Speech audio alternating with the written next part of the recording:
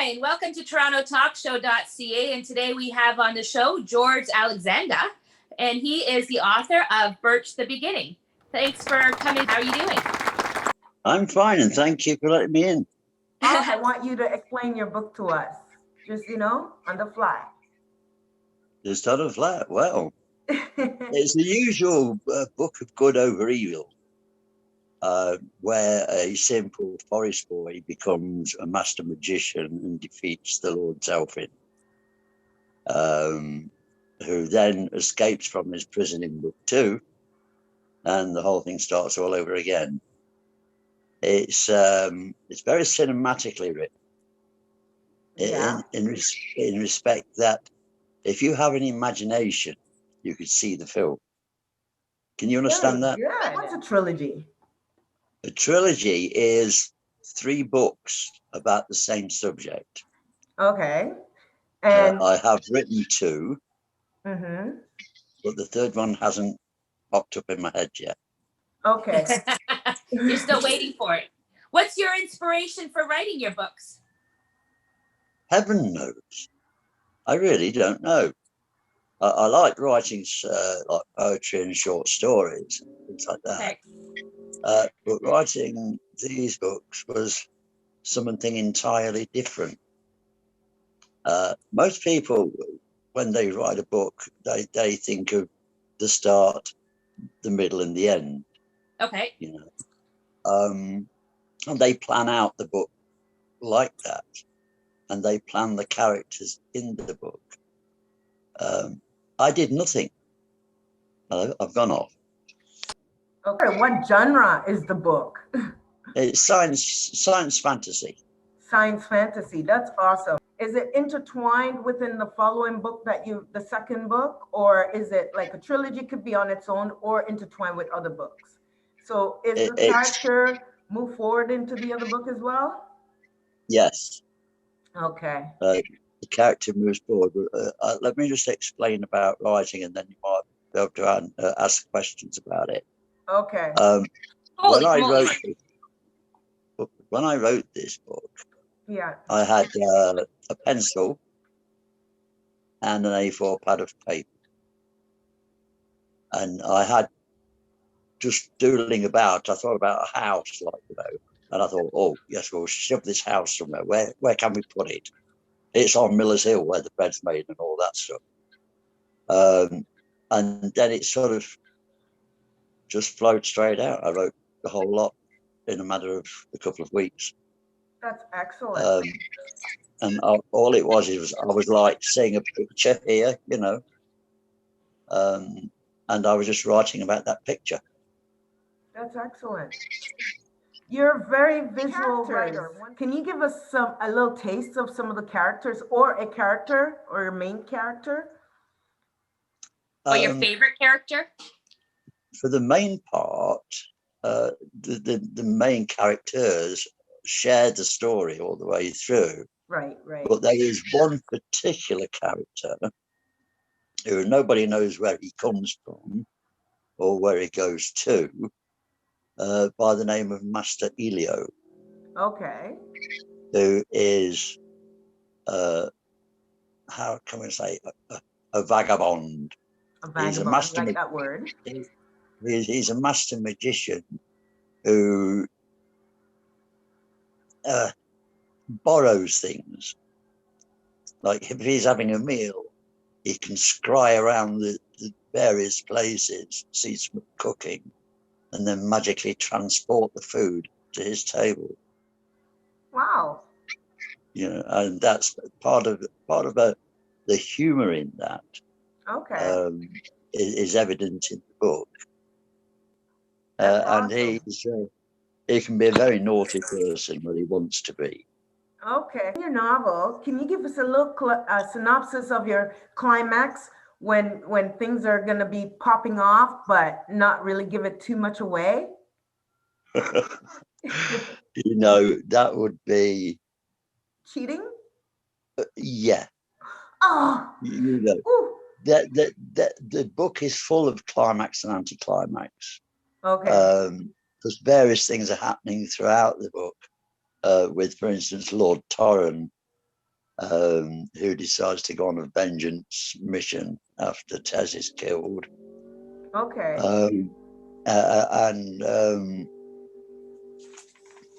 Yeah, you know, it goes up and down.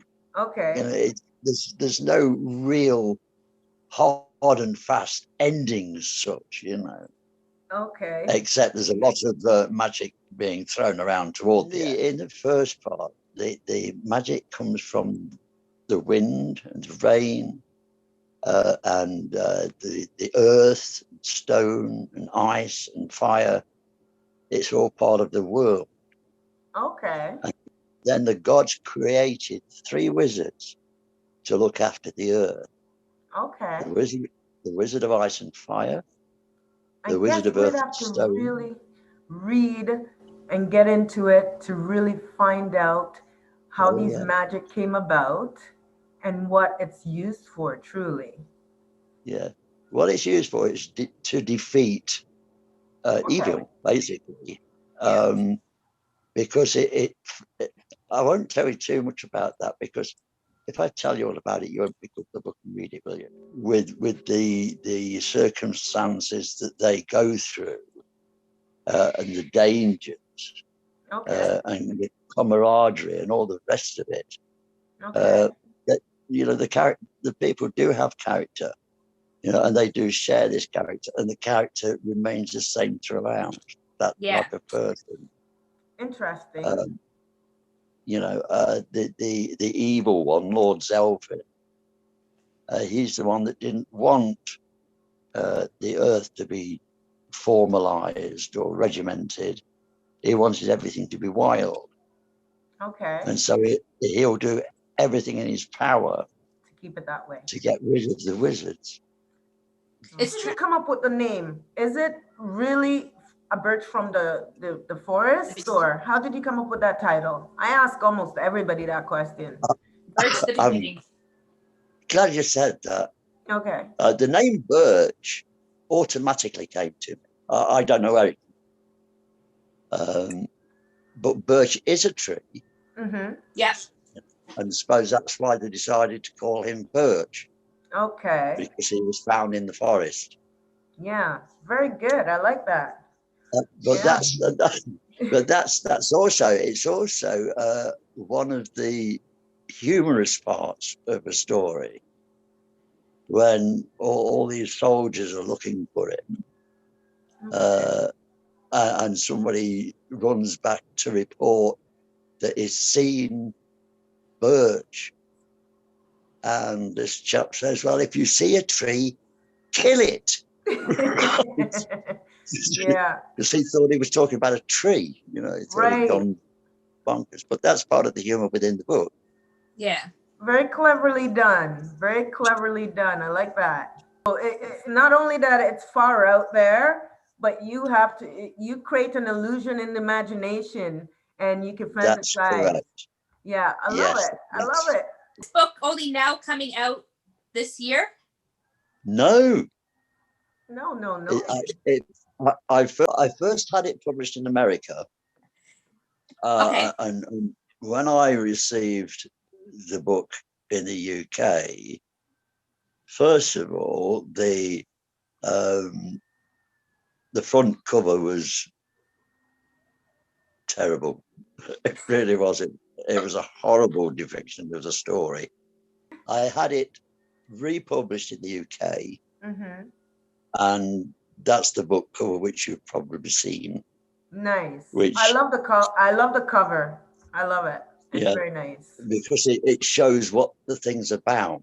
Right, it does. Yeah. You know, and also to read a book, it has to have interest. And then it has to have a certain set of writing skills that fire the imagination. Right. And a typical author for that, God rest his soul, was Terry Pratchett. Right. Who was an absolutely fantastic writer of imaginary worlds, you know. That's excellent. So funny as well. Go ahead. And I suppose I get some of it off him. really. Just reading a couple pages of your book, it does open up the imagination and right away too. And your writing style is very nice, and your choice of words, it makes it seems like you're a really smart guy over there.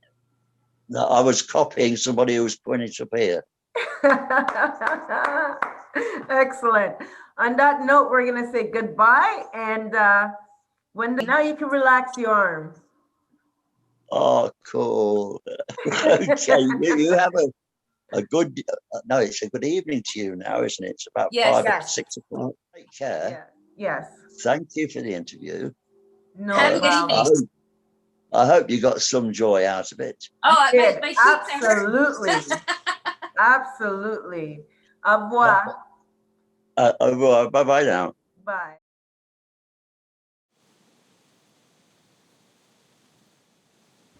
A reading from Birch The Beginning. The old house stood silently on Miller's Hill, like a monument to some long-past medieval warlord, sealed within his own thoughts.